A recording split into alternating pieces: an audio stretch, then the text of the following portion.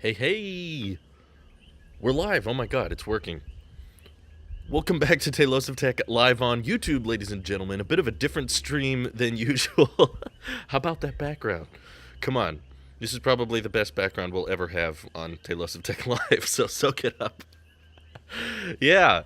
It's been a while. I guess it's been about a week since our last live stream.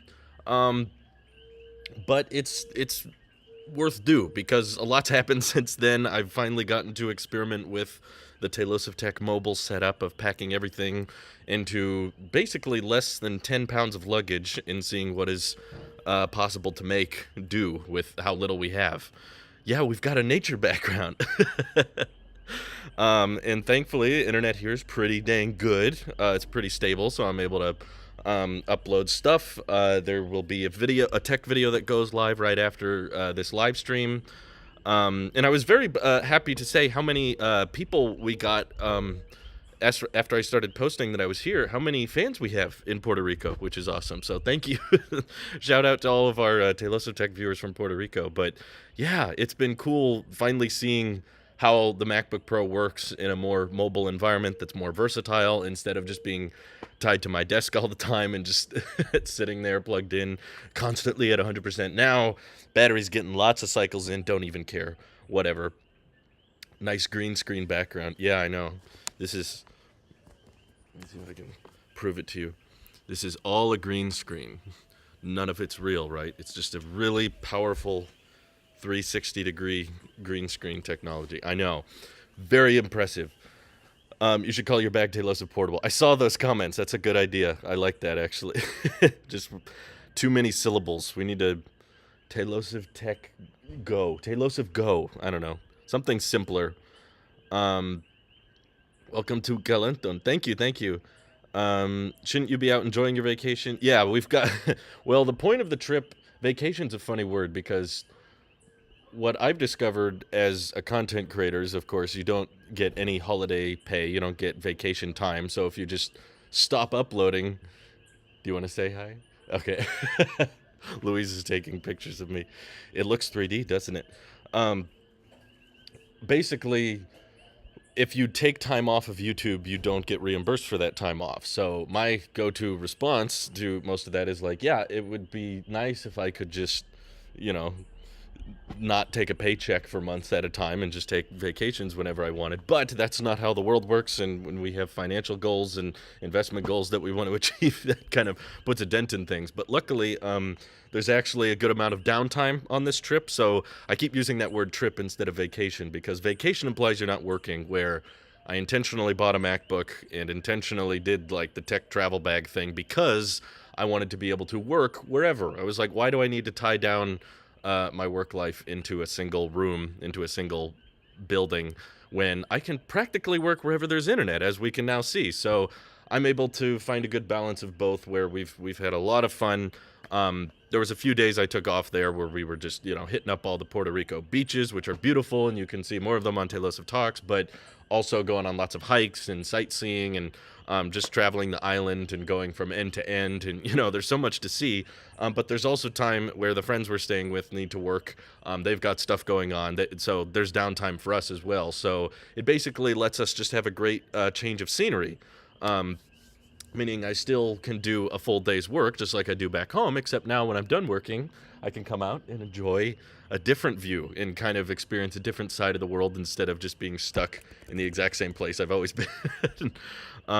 So yeah, I'm doing a good mixture of both. If I chose to not work at all and not bring any tech or gear with me on any trip, then the amount of time I could stay there would be substantially lower, because obviously when you don't upload videos, when you don't make content, you don't get paid, which throws off your goals and your plans. So I was like, we can stay a lot longer in different places if I can actually work as I'm there. You should have a blog channel for your holidays. I do. It's called Tailosive Talks. Check it out. You should have come to Dominican Republic. I would like to. I'd know if I knew people there. We had fairly close friends that we knew about right here that just recently moved to Puerto Rico, so that made it quite a bit easier. Welcome to the island. Into what city are you enjoying your vacation?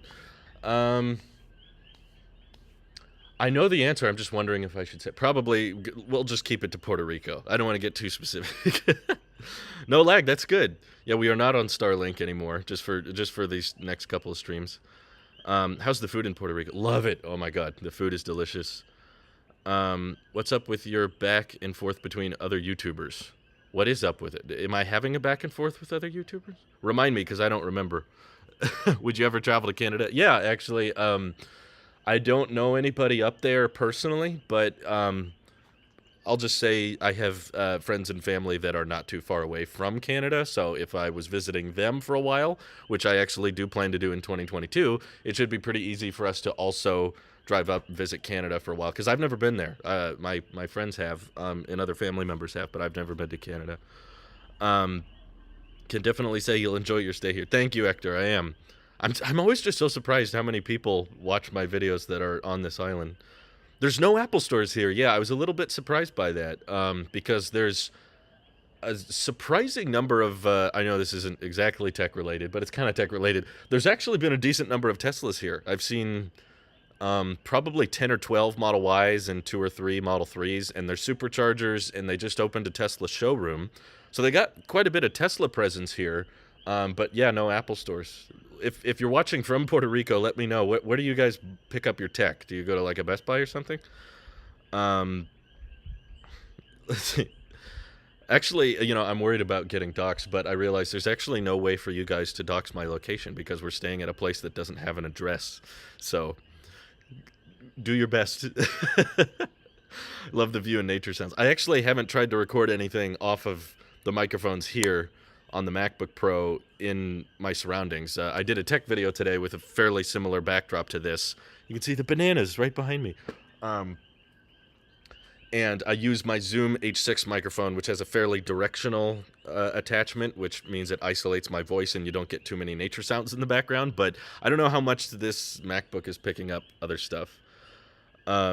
Hey, Jade, he says, what are you doing in PR? We have some friends that recently moved here, and they invited us to come and visit with them and stay with them. So, of course, we were like, heck yeah, why not?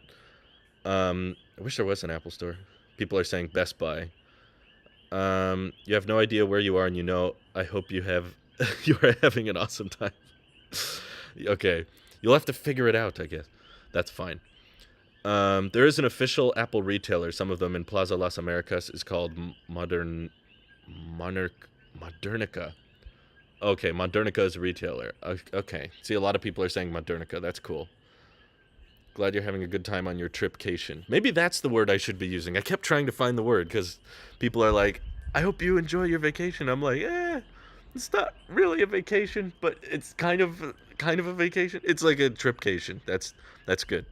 Your voice is loud and clear. Excellent. We're still on the MacBook Pro. I haven't switched to the phone yet, just because I figured the microphone. I've gone back and listened to a few of the live streams I did off of the iPhone, and I like the ultra wide angle, but the microphone I feel like takes a noticeable step down. Do you have Wi-Fi or 5G? We do have Wi-Fi here. It's not satellite based though. It's traditional landline internet. Thank you, Rockford Media, for the super chat. How long was the flight? What plane were you on? I was on flight number UN278. No, I don't remember the exact flight number. It was a decent amount. We picked some pretty cheap tickets, because obviously we're trying to save money.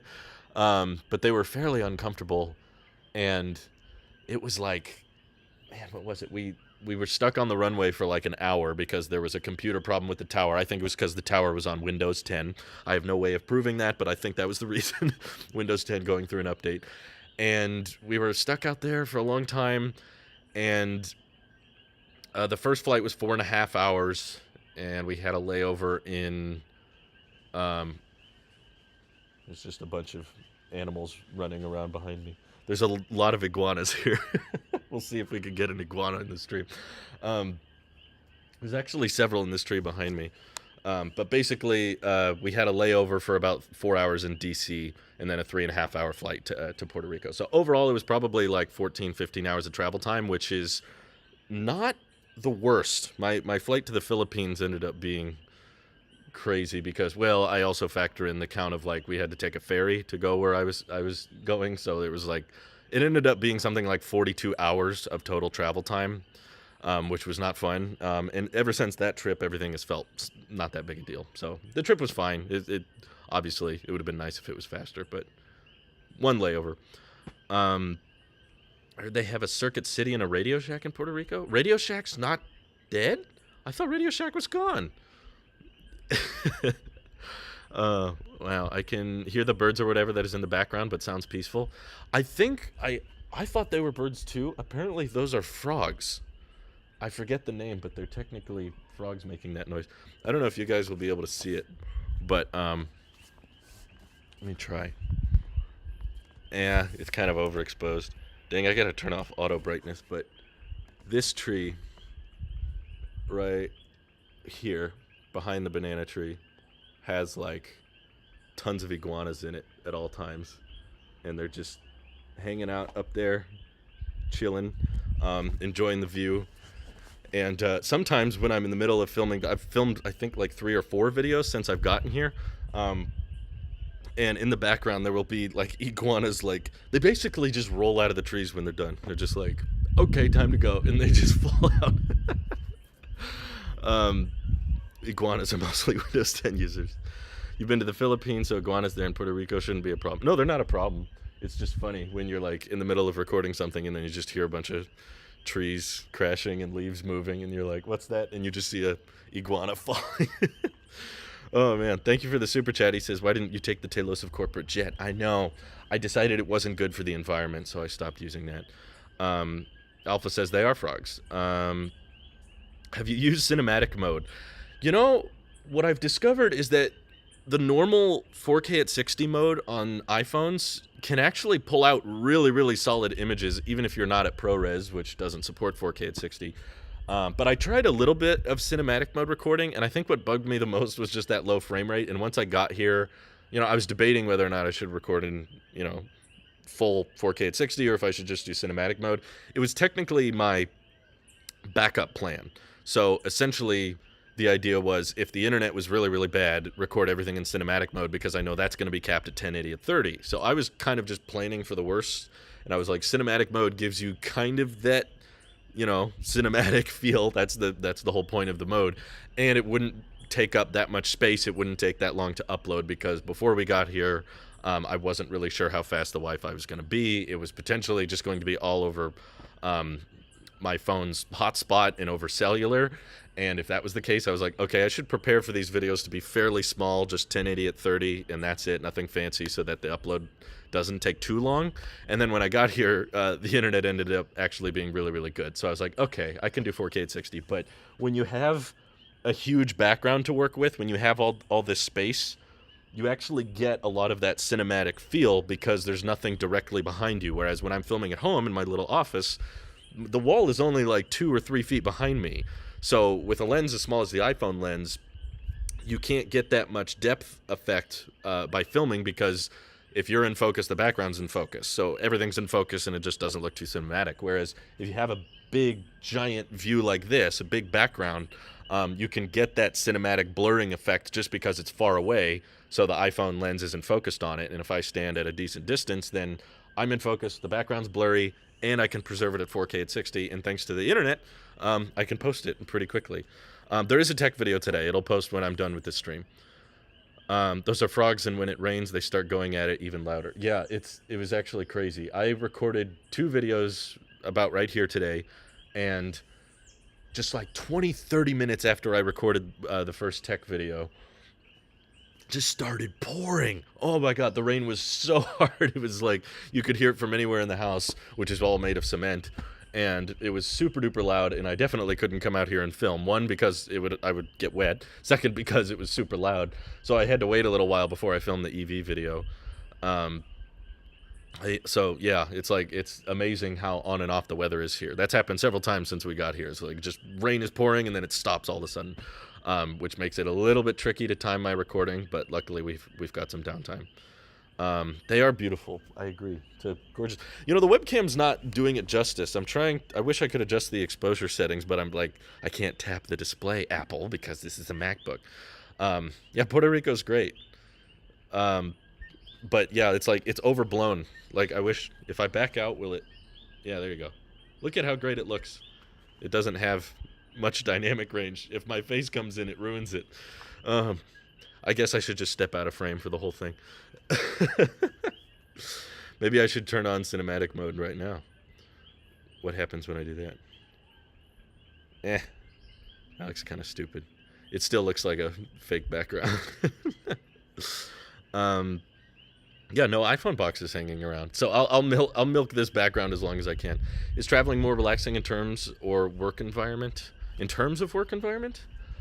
Um, Kind of. Yeah. I mean, I wouldn't say it was too stressful back home. It was just kind of boring. It was just kind of what we were used to. So it's certainly relaxing and therapeutic that we can just look out the windows and see this great view. We don't really have much of a view back home. So that's definitely relaxing. Like in the middle of working on something or doing a project, you can just take a break and be like, wow, it's beautiful. I haven't got tired of the view yet. I've been looking at it for 4 or 5 days now. Um, so yeah. And I wasn't sure if I was going to be able to live stream on this trip, so I'm grateful. It's just really a balancing act of finding time. But yeah, we're streaming from the Mac. Um, it's been a minute. Mac OS fan and a Windows background. This is a Windows background, apparently. I guess so. Have you heard anything on the new MacBook Air coming? All I've heard is that that's what the M2 chip is going to debut in, and that it will somehow be even thinner than the current MacBook Air, which I think makes sense. If you consider the 2018 MacBook Air is practically the same exact design as the M1 MacBook Air. I mean, they redesigned the keyboard a little bit with the function keys. But aside from that, the MacBook Air design we have currently was designed and optimized for the age of Intel, and it was originally built to have fans in it. I know that since then they've taken the fans out and everything, but Apple hasn't really had a chance to design from the ground up a MacBook that never has to account for fans. Other than maybe the 12-inch MacBook is the exception, but now that they have control over the system on chip, now that they have control over, CPU, GPU, everything, and I assume it will be even more efficient than the M1 chip, then they can get away with a smaller battery. That would mean they can make it even thinner and smaller. So I haven't really heard much additional information other than what we've already reported on, but it should be fairly interesting because we don't get MacBook Air redesigns that frequently. Thanks for the super chat. What airline did you go? United? I did go United, and I can't necessarily say good things about them. They were cheap. We compared the flight prices to other carriers for the window that we were open to going in, and United had the cheapest. Almost had the cheapest, but the only cheaper flight was going to be like 30 hours of travel time, and I didn't want to do that. And it was only going to save like 20 or 30 bucks, and I was like, I'll pay the extra 30 bucks to not travel for 30 hours. How long are you staying there to have this view for your videos? Probably another week, about. I'm not exactly sure. Heading out. Yeah, I'll just say about another week. Everyone's asking why I'm in Puerto Rico because we have friends that are here, and we wanted to see it. My wife's been here several times, but I never have, and we had some friends that just moved here, and they invited us, and of course we said yes. We were like, it sounds fun. How's the house you're in? It's great. It actually reminds me a lot of my house back home. It's around the same size, except it's all made out of concrete, which I kind of envy. I wish that more houses in the U.S. could be made out of concrete. Just because it feels more rigid and sturdy. I mean, it's more prone to like cracking and that type of thing, but you're not going to deal with dry rot and I don't know. Just there's all kinds of issues. You don't have to worry as much about it like burning down and catching on fire and that kind of thing. So I just wish there were more concrete builds. There's some supply chain reason I heard about. I don't know exactly why, but it's really expensive to build out of concrete back home. But here it's standard. Like all the houses are concrete. You can run Windows 10 or Linux Kali on macOS with VirtualBox and have all the features right. Wait, what are you talking about? Audio is good too. The sky looks more overcast when you are in frame. I know. Isn't that a shame? I wish I could adjust the dynamic range, but there's like no setting for me to interact with the video feed. It's such a nice view. Wonder what are rules about drones in Puerto Rico? I can only imagine how beautiful the aerial shots might be. Yes, they are gorgeous here. I've already seen several people flying drones. I don't have one of my own yet, but that might be something we end up getting this year. I've seen a lot of great drone shots. My issue with drones is they're great, but they're usually, even for a pretty good one, $200, $300, $400 for, some of the DJI minis. There's a bird attack squadron flying over me right now. But ooh, this big bug flew on the Mac OS has some bugs. But even with those drones, you can really only use a drone shot for like 4 to 5 seconds, and then the audience gets bored of it very quickly. Like I've edited lots of travel vlogs over the years, and I've seen lots of travel vlogs, and I noticed that after just a couple seconds, the shot becomes boring, and people are like, okay, what else you got? And you got to be constantly cutting to some other angle or some other shot. So it's not really like most of your vlog or most of your travel video will be drone footage. It's really like the opening shot, maybe the closing shot for 20, 30 seconds. So that's a lot of money to spend on 20, 30 seconds of video that's just like, oh, wow, that looks cool. Granted, I do think for many people who do that professionally, it's certainly worth it. I'm not saying it's overpriced. I'm just saying for the line of work I do, most of my videos are, of course, tech and EV. I'm just talking to a camera. Drones aren't going to inherently make that side of my YouTube channel perform very good. I don't make nearly that much from my vlogs on Tailosive Talks.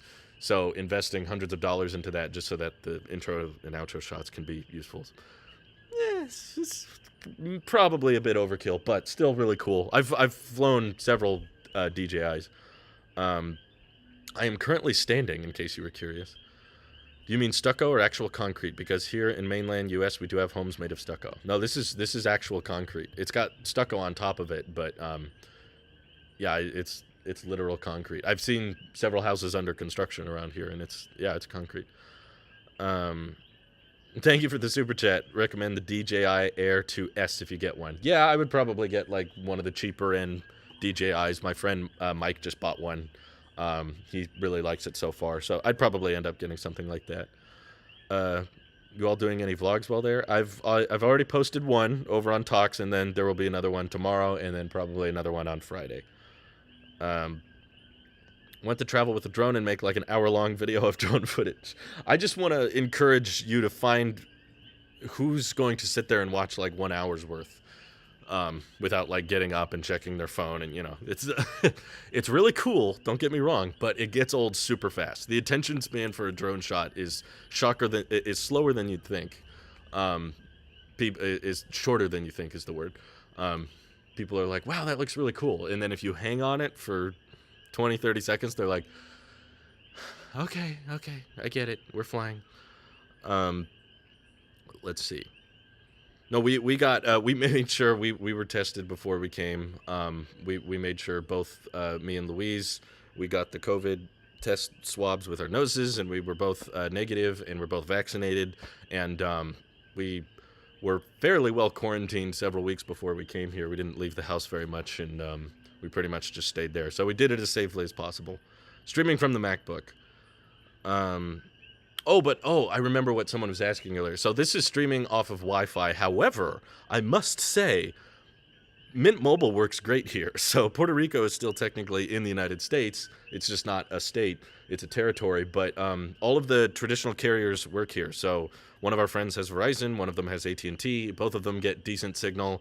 But we've driven all across the island, and I would say pretty dang near all of it was somewhere between 3 and 5 bars of coverage, like 5G. It's not the real ultra wideband 5G, but still, I was doing speed tests and getting over 100 down, close to 100 up pretty frequently everywhere we went with my phone.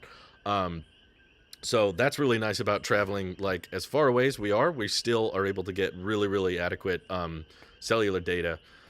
So yeah, if you're in Puerto Rico, this isn't a sponsored stream or anything. This is just from my personal experience. If you're in Puerto Rico and you're looking for some cheap cellular options out there, Mint Mobile with the prepaid stuff where you buy like a year at a time, that's probably going to be pretty hard to beat for the service you get. Yes, this is the 1080p webcam. But anytime you do a live broadcast, there's compression, so it's probably not as good as... I'm going to post a video here when the live stream is done, and you guys will see what it looks like when it's 4K at 60 and everything. Is English or Spanish the main language? It's a pretty interesting mixture. I would say mostly Spanish, but quite a lot of people speak English. Um, it's just delayed a bit, of course. I'm also slightly behind catching up. Oh, I see. One of my friends lives in Puerto Rico. She lives in the capital. Oh, cool. Who's the guy behind you?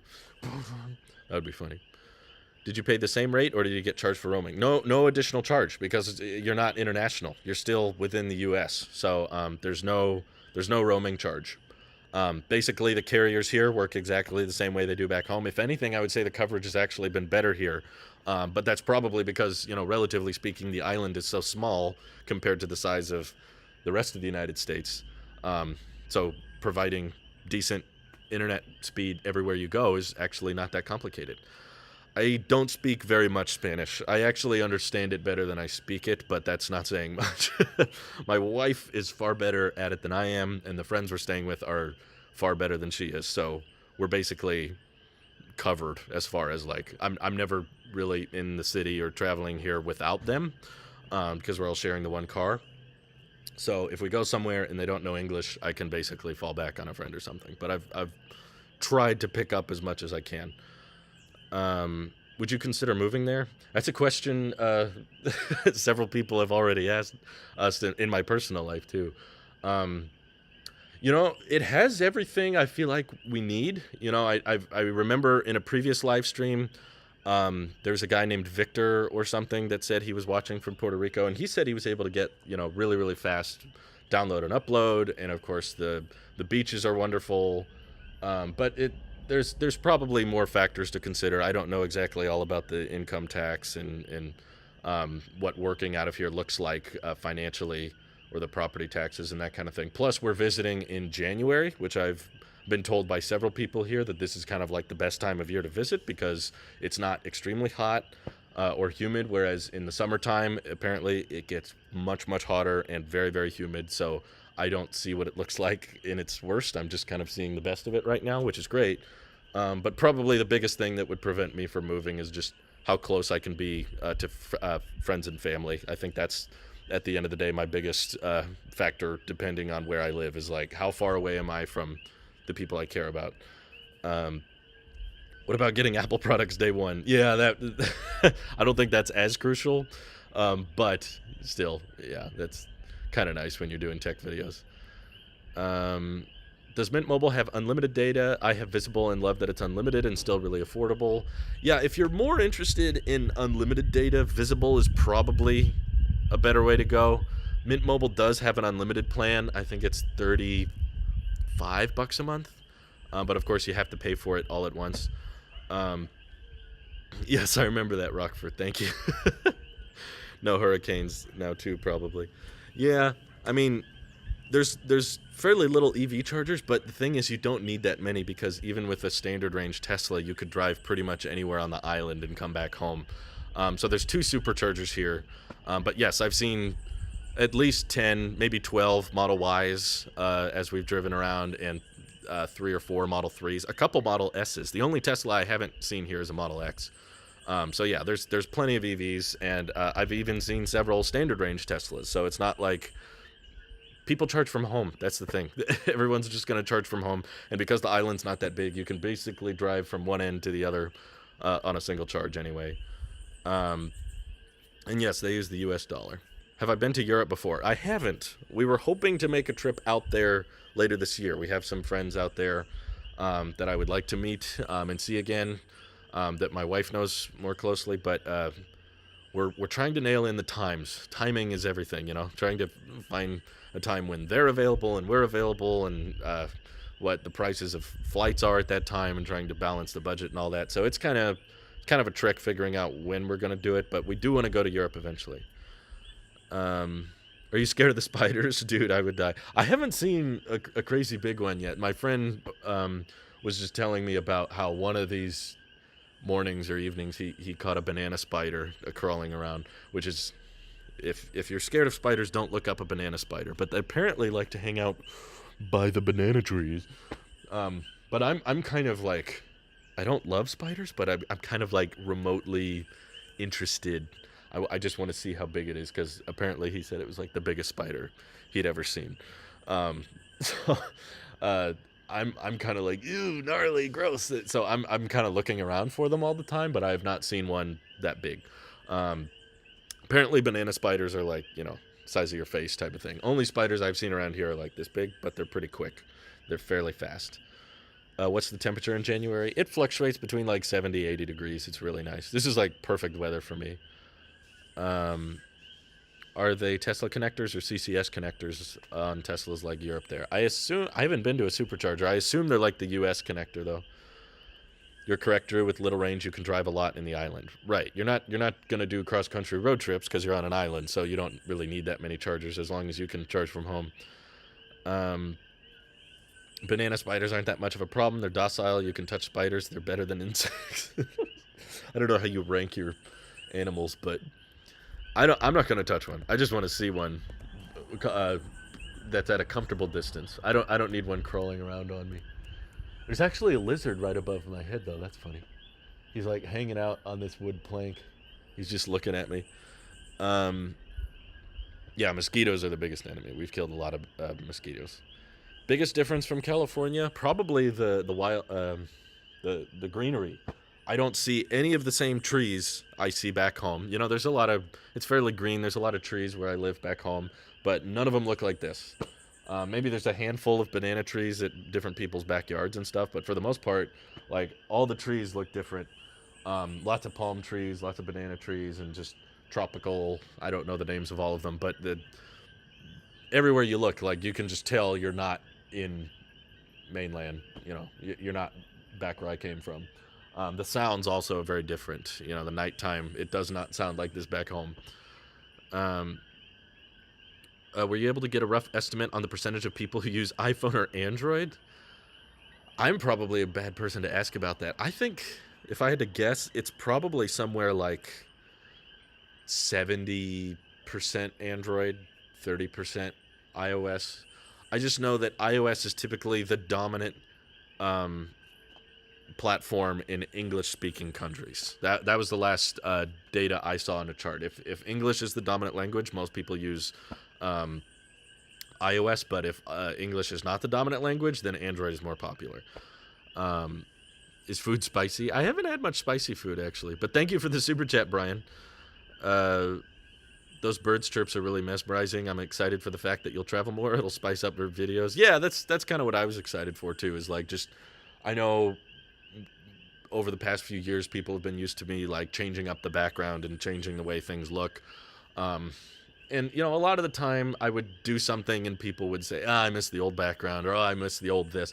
So I was kind of hesitant to do anything with the office back home because I was like, well, I could put a bunch of time, some money, and work into changing up the background and just have a bunch of people say, miss the old one, or not as good as this one. Or I could leave it and just try to get more creative about where and how I film.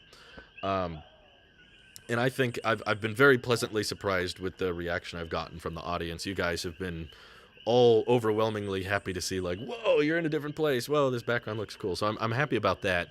And I'm thankful that the internet situation worked out and I'm able to still post stuff and do live streams like this, which is cool. Probably more stable than back home.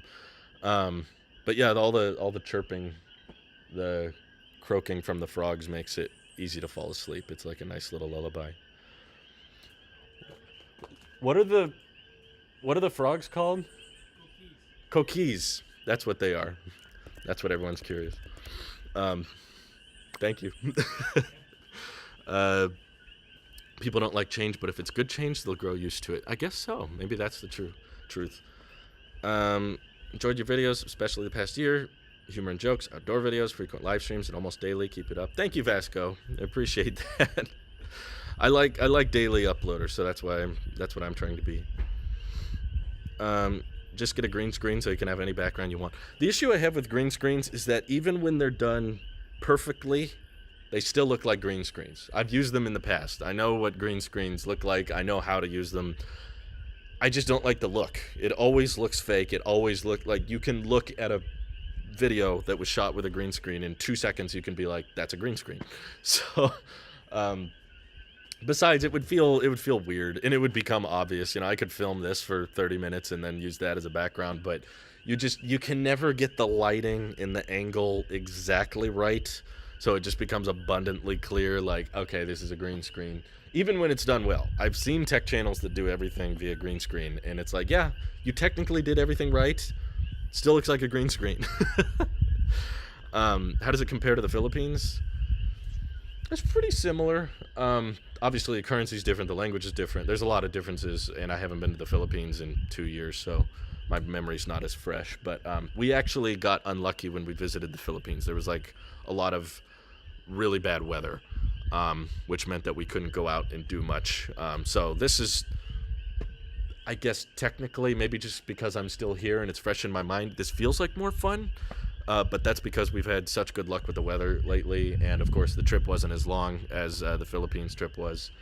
Travel time, how long it took to get there was quite a while. But there were storms, and the waves were crazy, so we couldn't really go to the beach and do stuff when we were there. You'd need a professional cinematographer. I've seen professional cinematographer green screen stuff, and I can still tell. Like it's easy to pick up on. I've been seeing a lot of Teslas in my city, more and more, all 4 of them, but obviously mostly 3 and Y. I'd say I've actually seen Y more than 3, which makes sense. Yeah, that's what I've heard too. Is this the only live stream you're going to do in Puerto Rico? Probably not. As usual, I do a EV stream on Wednesdays, so I'm still planning on doing that tomorrow. This is kind of the first official live stream test I've done. It seems to be going okay so far, so I'll probably do another stream on Tailosive EV tomorrow, and then maybe another tech stream on Thursday. It's kind of depending on schedules, which are somewhat up in the air right now. Rockford says, well, how's the time zone difference treating you? Actually, not that bad, because our first flight when we left was like basically at midnight. It was supposed to leave at 11, and then we were stuck on the runway for an hour, so we didn't actually leave the airport until midnight. And it was so uncomfortable. Oh my God, those seats, there was no lumbar support. I had no leg room, and there were constantly screens. I hate those airlines that have the screens on the chairs. It's so stupid. Just do onboard Wi-Fi and let people watch stuff on their device if they really, really want to. But also, like, there were so many people that just didn't know how to turn their screens off, so they just left this screen the whole time on, which was keeping me awake because it's super bright and it's super dark, and we had a full day of work and travel. So we were tired. We were trying to sleep, and I did not get a single wink of sleep on that whole flight. So when we finally got to the layover airport, I tried to sleep there, and I couldn't get comfortable because the intercom kept talking over and over again, and the lights were on the whole time. So by the time we got here and finally back to the house, it was close to bedtime anyway. So because I didn't sleep the night we traveled, even though I'm 4 hours ahead of Pacific time, so for those curious, it's 5:54 here. Because I went right to sleep, because I didn't sleep the night before, I kind of woke up and I adjusted fairly quickly. So the weirdest part is the stock market. I'm used to it opening at a certain time, and I check the stocks, and then I'm used to it being done by a certain time, and that's all thrown off now. So I'm like, oh, it's late, but the stock market's still open. Giancarlo super chatted. He said, £2 super chat for you to get a banana spider. Okay. If I see one, I'll try to vlog about it, but so far I don't see one. Oh, that's funny. Remember earlier I said there was a lizard on the roof above me? He's not there anymore. I wonder where he went. Anything special going on in Puerto Rico, or are you just on vacation? Thank you for the super chat, Jesus. No, we had some friends that just moved here, and they invited us to come stay with them for a couple weeks. So we said yes. And I realized that if I'm not able to work on my trip, that I couldn't stay very long. But if I was able to work on my trip and still make a living, and thankfully you guys are helping this all happen by super chatting and watching the videos and streams and stuff, so thank you. Yeah, they are called Koki, for those curious. Banana spiders are harmless. Okay, I'll hold one if I find one. No promises. But basically, I was like, if I can work on this trip, then I can stay a lot longer. So that's what I'm doing. Now I'm working on the trip, and I'm having a good time. It's really refreshing, actually, to be like in a different place that I've never been before, and exploring and seeing new places, trying new food, and also be able to come back. And when there's downtime, because you can't be like hitting up beaches and hiking just nonstop 18 hours a day. Um, you gotta like take breaks, and you know the friends we're staying with need to work, and they've got stuff going on too. So when they're working and when they're busy, that's when I get time to film videos and edit them and post them and all that kind of stuff. So this is the whole reason, for those curious, this is the whole reason I bought a MacBook. I used to be all into the iMac Pro and getting a Mac Pro or a Mac Mini or going all in on the desktops. And then I was like, why do I need to restrict myself to working at home all the time when I can technically work anywhere there's an internet connection? So we've got internet here, so I'm going to work here for a little bit. Not permanently, but just as long as we can. I love the idea that you want to travel to places but still live stream and make videos just to get new scenery. It's really cool. The MacBook mic is unbelievably good. I'm glad. I can't hear it right now, but I want to hear it later. You think you have a reason to come here to UAE, Dubai? So someone was asking earlier, would you come to Australia? I know I'm probably exciting everyone because they're like, well, Drew's willing to work in different places. Why doesn't he come to my place?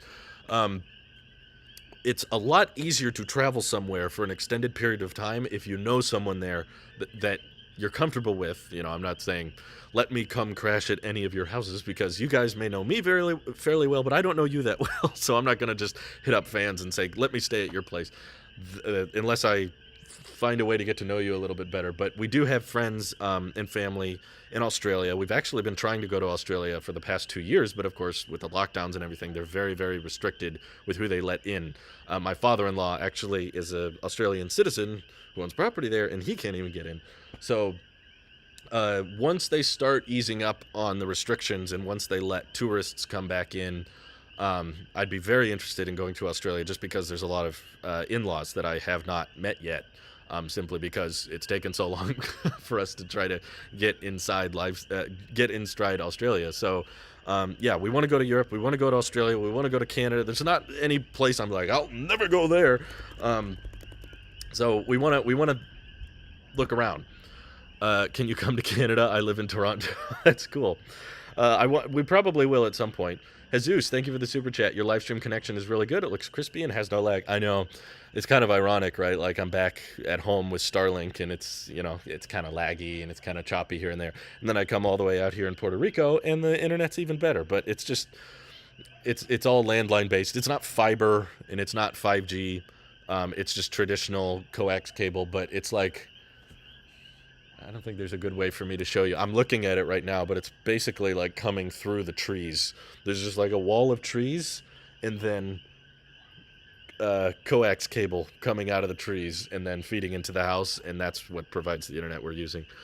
What state in Australia are the family from? I would love to tell you if we were one-on-one, but just because I'm broadcasting, I feel like I should keep that quiet. After this Omicron wave, the worst is over. Yeah, I sure hope so. Will I ever come to North Korea? Maybe if I knew someone there. Sure. That probably not. Would you consider packing up your Starlink on a trip without a stable connection? Yeah, I mean, right now Starlink doesn't offer that. They're pretty much just guaranteeing you service right where you're registered. So at your service address, they promise you a service, but once you leave like a 40-kilometer radius of that area, they say that you might get a signal, but no promises. But several times in tweets, Elon Musk has referenced that like long-term, they want you to theoretically be able to just take that dish anywhere, and as long as it can see the sky, you have a solid internet connection. So I get why they ditched the beta terminology, because for most consumers, Starlink is basically ready. It's fine. It's stable.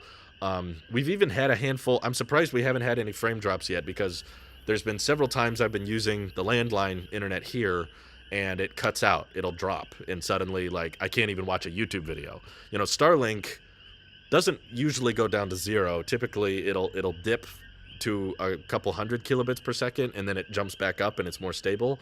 Whereas here there were several times for like 5 minutes or so it would just shut off completely. Thankfully, that hasn't happened while I'm live streaming, so I hope that doesn't become a consistent problem as I try to live stream tomorrow and stuff. But yeah, the other problem, of course, is, yes, the Starlink is quite big. At least the model I have. They've started producing a new model that's more squared off, and it's much, much smaller. I've seen unboxings and reviews of the upgraded terminal, and it's way better because the cable that you connect to the dish is actually removable. I have a limited edition Starlink. I don't think they're manufacturing the kind I have anymore, but on one hand, it's like, cool, it's a collector's item. On the other hand, it kind of sucks because the cable is stuck within Dishy McFlatface. You can't pull it out. It's stuck there, which means, we've tacked it to the side of our house to, not have this big cable just dangling around the place. So we've tried to hide it within the trim of the house and whatnot so that the cable's not flopping around. But it would be so much easier if you could remove that cable, because you could just buy a second one. They sell one, I believe, on the Starlink website. So you could just leave one cable tacked and decorated within the house frame, and then have another cable that you take with you on trips. That way I wouldn't have to pull it all out. Right now it would be quite the headache to remove the Starlink dish from the roof, but it's not impossible. It could be done. So in the future, if I was going on places and I wasn't really sure if there was going to be adequate Wi-Fi or if I was going to be driving for an extended period, in that case, yeah, I would definitely want to take Starlink with me. But if I'm going to fly somewhere, trying to check luggage that big is going to be kind of tricky. So I'm not saying I'll never do it. It's just going to be kind of a headache. It's most likely that wherever I'm going, that we'll probably have internet connection that's adequate enough. Starlink has a long way to go before it's a truly mobile solution. I wouldn't say a long way to go, but yeah, it's got a way to go. I would give it maybe a year or two. Maybe that's a long way. How is Mint Mobile treating you? You're still using it? Yeah, it's gone great. I've actually been extremely impressed with the service. Most of the time when we've gone to beaches and even on hikes, there were several places we were hiking really, really high up on these trails and these cement towers that we could climb on top of and everything. Even up there, I had solid connection, really, really good cellular. So there's no roaming charges because you're still within the United States. So Mint Mobile's been great. I could not be happier with them. The coverage has only gone out in a handful of places, but it's places that make sense. You're like way out in the middle of the woods between two mountains in the middle of a tropical rainforest. You're like, okay, there's not a great signal here, but I could be on the beach and have 5 bars, 3 bars. I could be at the top of a mountain and have 3 bars, 5 bars. So it's physical. I don't do eSIM. Let's see. Did you consider getting the new model then? I don't think it's that simple. I don't think you can just order a new model. Already, if you plug in where I live and you try to order a Starlink, it says that I won't receive one until like 2023 or something like that. So if you own a dish, you have to pay $99 a month basically for the service to be active. So if I bought a second dish, I would be paying $200 a month, and that's probably not worth it. If they find some way in the future of offering like a swap out, or you can buy an additional one and pause service on one dish and resume service on another dish. Right now, there's no way to pause Starlink. If you cancel, you're out. You're done. Let's see. Can't wait for Starlink built into phones. I don't think that's going to happen. I'm sorry. I want to taper expectations. You're probably not going to get Starlink in a phone. It would be cool. Having my US SIM be eSIM makes international travel much easier. It probably would, but I just try to remind everyone this is not international travel. I'm still in the U.S. technically. Did you see that T-Mobile is blocking the use of private relay, and that will affect us? And will that affect us Mint Mobile users? So I think they just put out a statement saying that is not the case, where T-Mobile came out and said that's not necessarily true. I don't believe it's true because I'm on Mint Mobile and I'm still using private relay, so I don't think it's blocking Mint Mobile users. But they said it has something to do with a bug within iOS 15.2. It's not something T-Mobile was actively trying to do, so I wouldn't worry about it. Would Starlink be better where you are because of the clear sky behind you? Well, the landline here is pretty dang good, so I can't I can't complain much about that. I think that this is probably more stable and solid connection. The speeds are probably better than what Starlink could get back home. But it kind of depends on your service area. If you have way more Starlink users all within a concentrated area around you, that's going to impact your speed. Whereas I don't know how many Starlink users are here. There's a lot of dishes. There's a lot of satellites dishes on people's houses here, but I have not seen a Dishy McFlatface. I'm sure there are. I've seen Starlink hit like 140,000, 150,000 users. So I believe I think there will be. I would think there would be some Starlink users here, but I haven't seen them. I don't know where they are. What if they made a Starlink dish the size of a phone? Possible. Theoretically, yes. You'd still have to provide power to it. You could probably miniaturize the whole setup into something that could fit in a backpack once the satellites are more dense above us, but it'll take a while. Mint will get better because of their access to T-Mobile UC. Well, okay, I'll take it. I'm sticking with Mint Mobile for now. So, how bad of an idea would Starlink's cellular data plan be for phones? Well, as far as we can tell, correct me if I'm wrong. I haven't seen any telecommunications engineer correct me on this. The signal that Starlink satellites send needs to be line of sight. I don't see any way around that. That's not how cellular works. You know, you can be in your house and have a cellular connection. You can be in your car and have a cellular connection. Starlink needs to be pointed at the satellites. So you can make that dish a little smaller. Maybe you could shrink it into something like this big and fit it in your backpack someday. It's going to take a while, but if you wanted to incorporate it into a phone, the service would not work if you were in a car, in your house, or if there was anything interrupting the view between your phone and the sky. So that's why it's called Starlink. It's from the stars. It's not going to work if you're not looking at if something is not pointed directly at the satellites. It's not the same kind of wavelength that works with 5G or cellular or Wi-Fi, where you don't need to be in line of sight for those. So that's why I don't think anyone should expect Starlink cellular to be a thing on phones and that kind of stuff. Do I like hawking loogies? Absolutely. Yes, Starlink absolutely needs line of sight. There's no way around that. Qualcomm is producing modems that will connect to internet satellites. It's the same technology that was supposed to make its way to the iPhone 13. Over time, I bet phones can connect to Starlink. If they can, it's going to be an emergency feature. It's not going to be a casual feature, because if you were able to miniaturize that connection to low Earth orbit satellites, which, yes, you're right, Qualcomm is working on modems that can do that, they're going to be extremely small because they got to fit on a phone, and they're not going to work if you're inside a car or a structure or anything. So I just keep trying to remind people that, yes, theoretically that could exist in a pinch, but it's not. You're not going to be watching YouTube videos with it. You're going to be trying to text someone or call them, help, I'm stuck somewhere.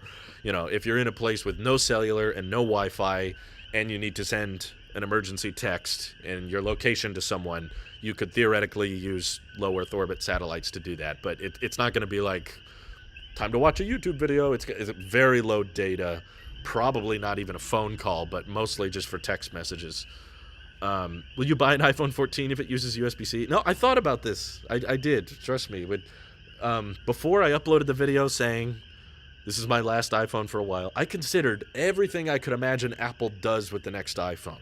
And I had to imagine the best case scenario, which rarely happens, for the record. Apple rarely does everything I want in their phones. But let's say they did cinematic mode 4K at 60, ProRes 4K at 60. They give it USB-C. They give it Thunderbolt. They put a dual boot macOS option so that I can dock it and have my own version of Apple Dex and plug it into a monitor and a keyboard and mouse and use it like a Mac. Even if they did all that, I have a MacBook Pro. I don't want to have to pack a monitor everywhere I go, and I charge with MagSafe anyway. So I'm still all in favor of USB-C on the iPhone. Don't get me wrong. If you're looking for things to tempt me, 120 hertz, I already got that. Thunderbolt would do it. Thunderbolt would tempt me. It would not get me to switch, but that would certainly, I'd be like, thank you, Apple. This is a step in the right direction. As would cinematic mode at 4K at 60 or ProRes at 4K at 60. Those types of things I could see myself using. But I got to be honest, I've done a lot of video recording. I've done a lot of web browsing and YouTube watching and music listening with my phone over this trip. I cannot kill that phone in a day. The battery life on the 13 Pro Max is astoundingly good. It's so dang good that I cannot...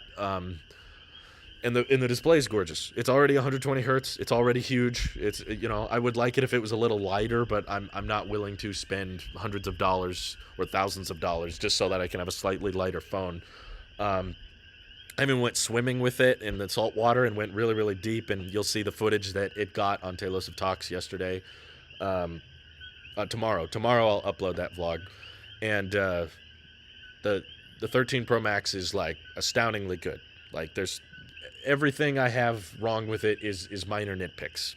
So I'm not willing to upgrade that over minor nitpicks. And I keep looking. I keep thinking. I keep thinking like, what could Apple do with the next iPhone that would make me want to upgrade? And I can't do it. I can't find anything. I tried really, really hard. Punch hole or pill hole may get you to switch. I don't think Deepak knows me very well. If anyone knows me very well from this channel, they know I don't care about the notch. I used the 12 mini for nearly a year, which is like the biggest notch relative to screen size, and I thought that phone was great. Never cared about the size of the notch. I don't want battery percentage to come back. I mean, it would be nice if it came back for the people who want it, but I wouldn't turn that on. I'm perfectly fine with having a minimal, clean widget bar up there that doesn't have to be crowded with icons and crap. I don't need the hole punch. Doesn't matter to me. If anything, it would ruin the continuity between my MacBook, which has a notch, so I want my phone to have a notch. If my phone has a hole and my MacBook has a notch, it's just, doesn't work as well.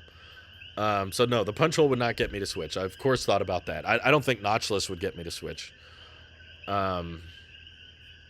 It explains it. It's only bugging out if you enable T-Mobile WebGuard, and most don't have that enabled. I don't need to read the article. I figured it was a mistake. That doesn't sound like something T-Mobile would intentionally do to me. I have a battery case on my iPhone that gives me 2 recharges. That's great. Even if the battery health on my current iPhone was down to like 80%, it would still easily get me through the day, no problem. And it's currently at 100%, FYI. I check it occasionally, and the last I checked, battery health is still at 100%. Hey, there's Victor. We were just talking about you earlier. Thank you for the super chat. He says, welcome to my island. Bienvenido. Thank you. Thank you, Victor. Muchas gracias. Wishing I was there now. It's freezing here. Yeah, this has been really refreshing because it was very cold where I was back home. So to finally come to a place that's warm and the water's a perfect temperature. Chasing the fish was cool. If I scared you with the first vlog, you're going to be petrified by the next vlog. The phone goes very, very deep. Oh, hey, Randy's in the chat. Welcome.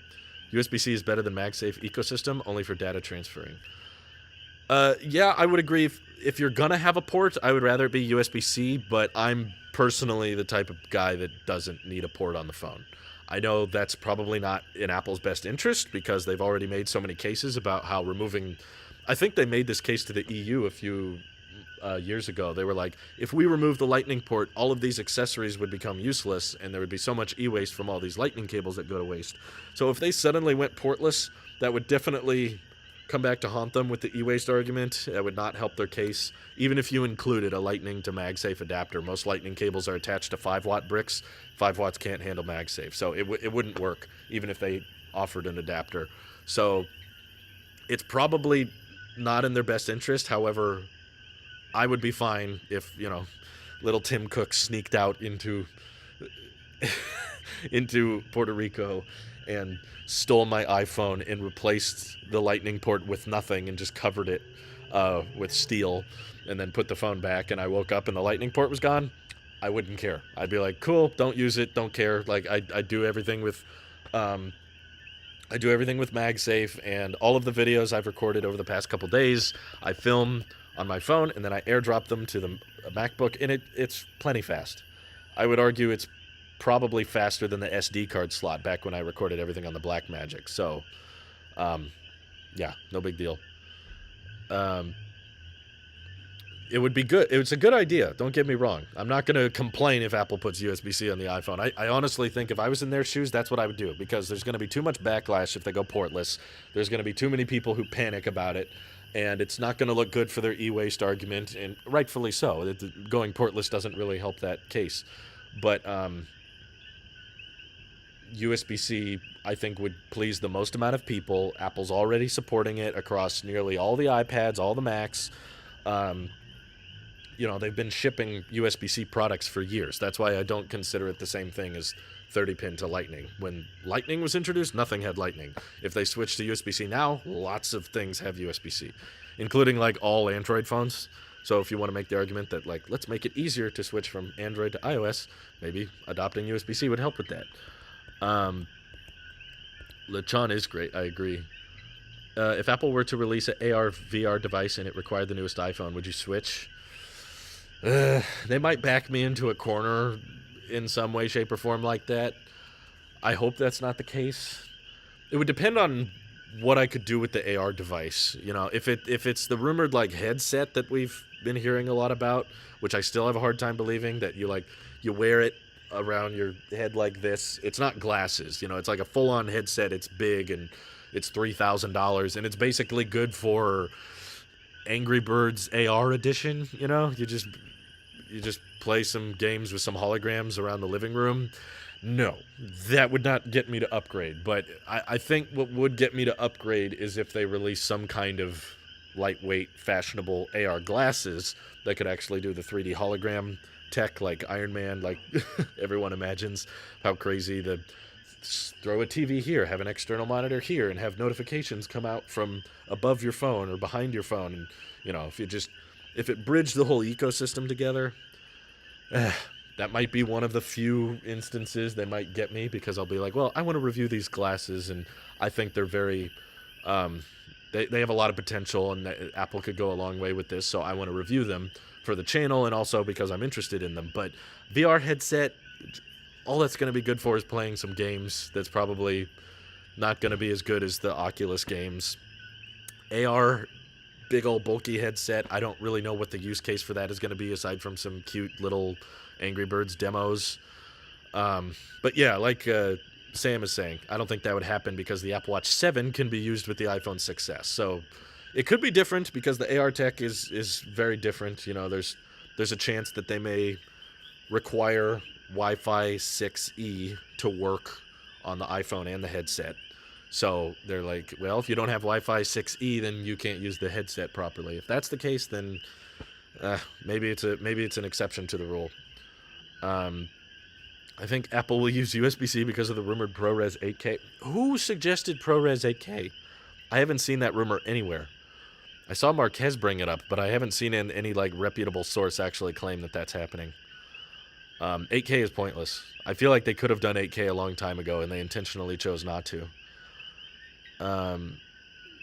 Speaking of charging your Mac, I think it's bad to charge it using the iPad brick. Check on me, guys. Why? It's still being powered from the power adapter at the end of the day. Tell me why it's a bad idea instead of just it's bad. There's an ecosystem right behind you. You should switch to that for a year. Okay. Jungle Drew. Here we go. He's gone. Source, I made it up. I forgot. That's a really reliable source. I actually think the notch on the 12 mini is better and less distracting because there's so little screen on the ears and it almost just looks like a big forehead. I don't think I agree with that, but I just think notches versus hole punch cameras are, for my personal life, it makes such little difference. I don't care. I would not upgrade for a hole punch. I've used phones with hole punch cameras, and I've used phones with no hole punch or no notch and just pure bezel, pure thin bezel all the way around and no intrusions. I used those and I was like, yeah, you kind of end up using the phone the same way. What iPhone do you use? The entirety of Puerto Rico. Yes, exactly. I know, it's getting dark. I think sunset already passed, yeah. It is getting dark. Actually, the webcam is doing a decent job handling the lightness, but we gotta wrap up the stream in a couple minutes anyway, so we'll be fine. Would be surprised if an Apple VR headset only supported Apple Arcade. That'd be funny. Buy our $3,000 headset so you can subscribe to our $5 a month gaming plan. I'm sorry, like, I see so many people talk about that headset, but it makes no sense in Apple's ecosystem. Like, they have shown no interest in VR. They have shown no interest in gaming with the M1 Pro or M1 Max. All they've pitched is, like, you know, better battery life and great creation tools. M1 Pro and M1 Max are good for making video games. They're good for video editing and photo work and 3D modeling, but they never pitched it as, like, this is good for gaming stuff. And they've shown very little interest in the VR space over the past few years. They said how you can do VR with the iMac Pro and then lost support for it. Didn't care. They released new Macs. They were like, okay, these don't have VR support anymore, whatever. the take rate is low with VR anyway. So I'm like, why would they suddenly jump into this AR headset thing unless there's some market I don't know about? I could see a potential market for the glasses. I'll keep reiterating that. If they came up with a fashionable, lightweight pair of glasses that you could just put on, like Iron Man, just have holograms everywhere, I could see that working. But big old bulky headset, no. That you're not going to wear that around in public. Imagine if you had your iMac Pro sitting out here. I wonder if it could handle the light. No, it would be horrible. Maybe if I boost up the brightness really loud. Hey, you can see me a little better. Battery life. We've been doing this whole thing off of battery power, by the way. I'm checking energy saver.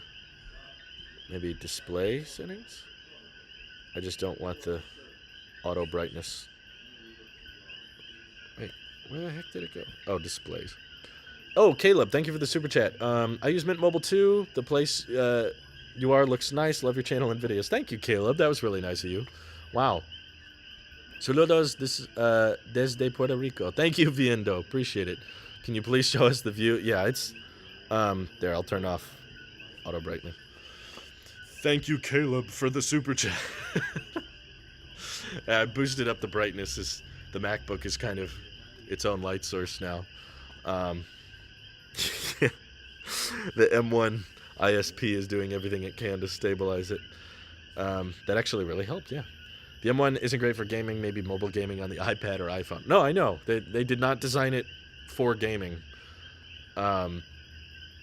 Side effect of uncreative Tim. I don't think Tim is uncreative. He's just not prioritizing the gaming market, which rightfully so. It's not that profitable. I'll just be frank. Apple hit a $3 trillion market cap, and they did not prioritize the gaming community. So what does that say about what happens when you prioritize the gaming? Like, mobile gaming makes far more money than the PC gaming sector or even the console gaming sector. There's more money made in that department. The screen brightness is a great hack. Yeah, we don't have the touch bar anymore, but I started this live stream with 93% battery, and we're now at 55%, which live streaming usually tanks the battery life. I'm kind of surprised that it's still at over 50 after all this time. But yeah, there's not an outlet out here, so I don't have power of any kind. We're doing all this off of battery, so I don't think I could do this off the iMac Pro, even if I did somehow find a way to pack it. It's a good hack. My 15-inch would die after like 45 minutes. Yeah, we've been live for 67 minutes so far, and we didn't even start this stream at 100%. So, yeah, we know Apple doesn't need to prioritize gaming. It would be nice if they did. Don't get me wrong, I would love it, but it's not necessary. Tim has been very creative with sourcing the correct supply chains and figuring out how to grow market share and ramp production. All the best-selling Apple products of all time were done under Tim Cook. They may have been started with Steve, but Tim Cook is, I absolutely believe, what Apple needed after Steve left.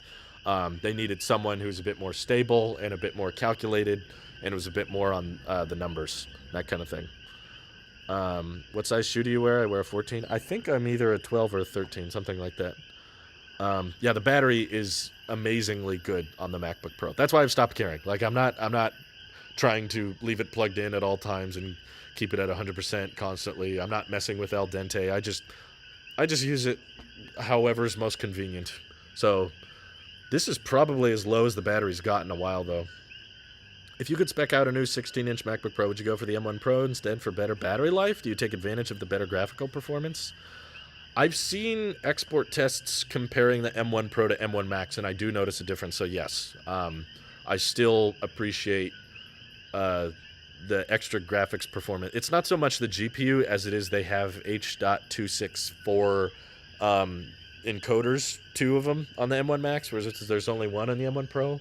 So I'm sure the M1 Pro MacBook is good, but I do plan on owning this MacBook for at least 5 years, probably more. So if I'm going to hold on to it for that long, I'm okay going overkill. You know, I've never been about customization or modularity with my computers. I've always just been about get more computer than you think you need, and then it will age and last you a very, very long time. So that's what I did with the iMac Pro.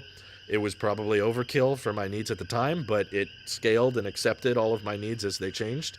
And that's what I'm doing with the MacBook Pro. So it exports videos insanely quick, and that's really helpful. And I'm sure they will make faster Macs in the future. It's not that I constantly need to make sure I have the fastest laptop in the world, but as long as it can efficiently and quickly export my content, which I'm making 2 to 3 videos a day, that's what matters. And it lets me pack less because I'm able to use the onboard microphones and the onboard webcam for my live streams like this, so I don't have to pack a bunch of additional equipment. I did not bring a single dedicated camera on this trip. I'm doing everything off of the iPhone and my MacBook and my iPad. I did bring a dedicated microphone, but honestly, I listened to the onboard mics that the iPhone got. It wasn't that bad. Should you buy a TV made by Apple? Should is a different question. We know so little about it. I just wish Apple would make one. I don't care if it's not cheap. I just think it would be great if they actually made one. Yeah, the frogs are getting louder, I know. At nighttime, they like to go crazy. So we're wrapping up here in a couple minutes, but they are singing. The Koki are going crazy. I'm just waiting to turn around and just, I don't know, banana spider jumps on my face. Would I buy a TV made by Apple? If it was a decent price, but I like tvOS. I mean, it's not something I would spend a ton of money on, but what I don't like about the current Apple TV setup is you need a place for that stupid little black box to sit, and it's already expensive. So some people were telling me, like, Drew, you just got to buy this little adapter that sits on the back of the TV, but you're still going to have an HDMI cable and an additional power cord. And what I love about our current setup back home is it's just one TV, one power cable, one remote, done. There's like no complexity. It's so simple. I love the minimalism approach of that setup, and Apple doesn't really have a solution that's as minimal as that.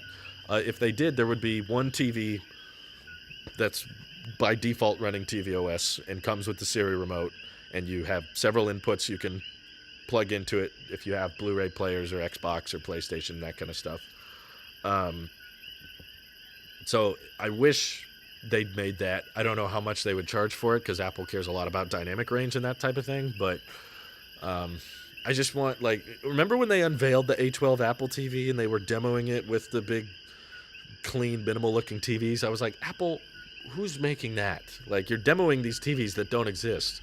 And I think there's a potential market here for people who are willing to buy a TV made by Apple that would be, you know, premium and simple and elegant and easy to set up and doesn't need all these extra wires and cables and boxes and that kind of stuff. So if it was $1,000 or $2,000, I'd probably consider buying one. If it was, you know, $10,000, no. I know there's better TVs than the one I currently have out there, but I'm not willing to spend 10 grand on them. What am I using to do this stream? It's the typical MacBook Pro 16-inch M1 Max. It's very dark, obviously, as you can see. It's lighting up behind me. So I boosted up the brightness on my MacBook so that people can see me better. But yeah, we'll be wrapping up in just a couple minutes. Did you move to Puerto Rico? Just visiting. I'm just visiting. We're not moving. We'll be back in about a week. I like having an AV receiver to plug my turntable into and use 5.1 surround sound. Well, there you go. You can have that option. Greetings from Puerto Rico. You need to go to the west of the island. We have beautiful beaches. Hopefully you like our food. Yes, we've already gone to several of the beaches and gone on lots of hikes that I will showcase in the next Tailosive Talks vlog. So if you want to see more of those vlogs, they won't be on this channel because this is the tech channel. But yeah, we did a fair bit of exploring. It's been wonderful. Tim says, love the fact that you're able to do more trips and focus on travel and time with Louise rather than just your career. Enjoy your life, Drew. Thank you, Tim. I'm enjoying it too. Louise is as well. She's feeling very free. iPhone flashlight for lighting. I actually don't have my phone on me right now. It's back inside. But that's okay. I'm coming up near the end of the stream now. The flashlight from the iPhone would not be very good. But I had a bunch of stuff going on earlier in the day, so that's why I didn't stream earlier. But it also rained like crazy, so I'm glad I didn't stream because I don't want to get the MacBook wet. I don't think it's water resistance. You might blind yourself. Yeah, I've done it before, actually. I won't blind myself, but I appreciate all of you for tuning in. I'm glad that the live stream was stable and you guys got to enjoy the gorgeous view behind me. I think it's fantastic. And there will be a couple more live streams. So stay tuned for that. And, oh, wait, before I go, I can't forget. I want to drop the tech video in real time so that everyone watching the stream has something to go and watch.